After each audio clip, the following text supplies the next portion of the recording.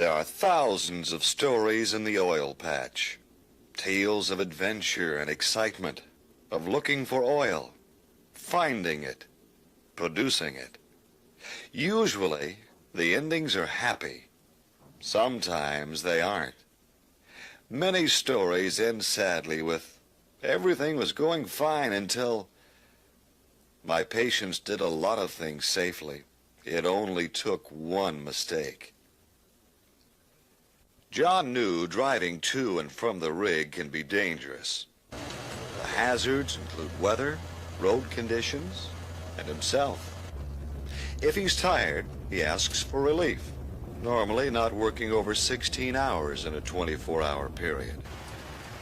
When road or weather conditions make passage too difficult, he cancels the inspection.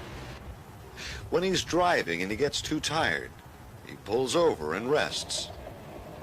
On this trip, John took bottled water and a flashlight to a workover rig in a remote area. He knew that workover rigs are usually older than drilling rigs, thus potentially more dangerous.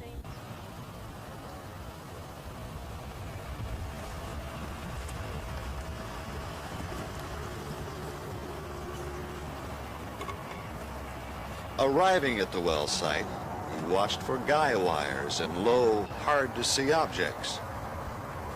On site, he wore a hard hat and prescription lenses purchased by the division. His shoes had heels and steel toes, which are preferable but not required.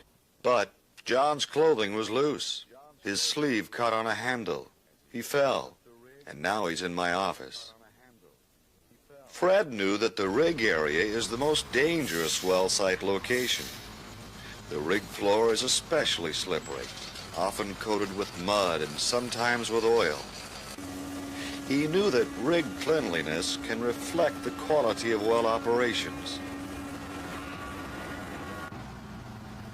He tested the handrails before relying on them and used the stairs and handrails on his way up and down from the rig floor.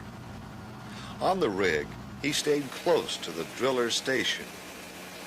He kept a safe distance from the drawworks and power transmissions, the rotary table, the tongs when in use,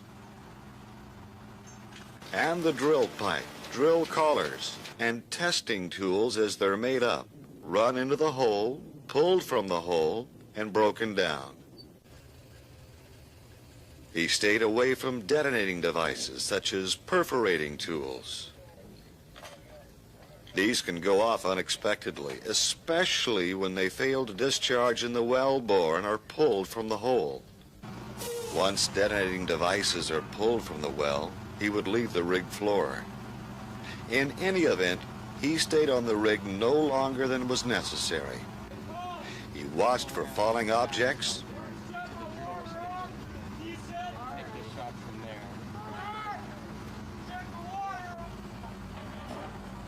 and he didn't stand on or beneath casing or drill pipe. When the Kelly was moved to or from the rat hole, Fred wasn't under the rotary hose. He was careful near drilling mud, which can be caustic and hot. But he walked on a soft bank around the earthen mud pit. Undercut and unable to support him, the bank collapsed. Fred fell into the pit. Mike knew a drill site is crossed with lines, cables, and chains. All can be dangerous. He tried to walk where he wouldn't be hit if they broke. Mike didn't straddle them and was careful not to trip. He knew that a baler is fastened to a sand line. When the line is slack, loops can develop. He didn't stand near the sand line, which can tighten any time.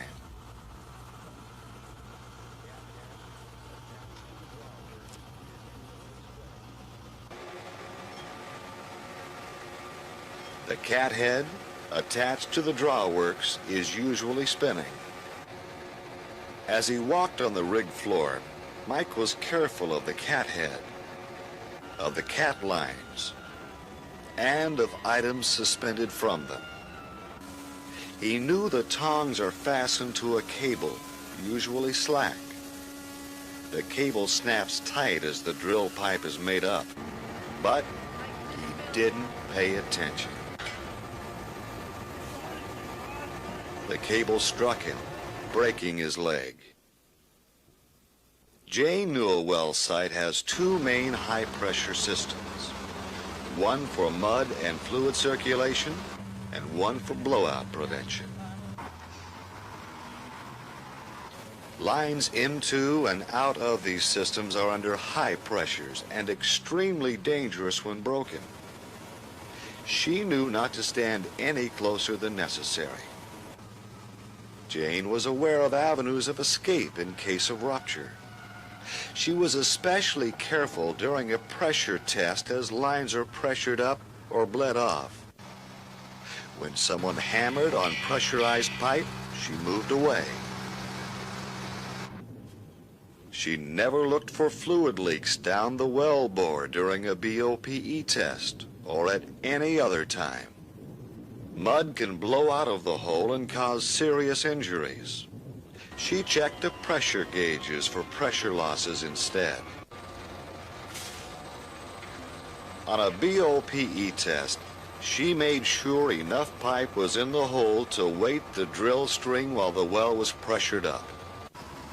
Without sufficient weight, the drill pipe could be blown out of the preventers.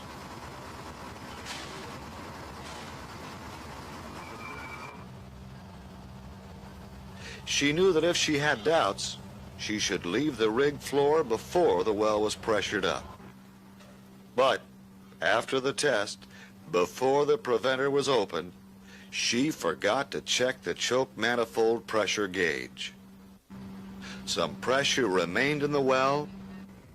Mud blew from the hole, injuring Jane.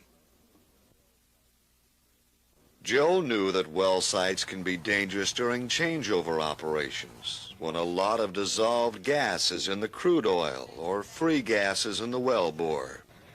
He stood no nearer to the rig than necessary.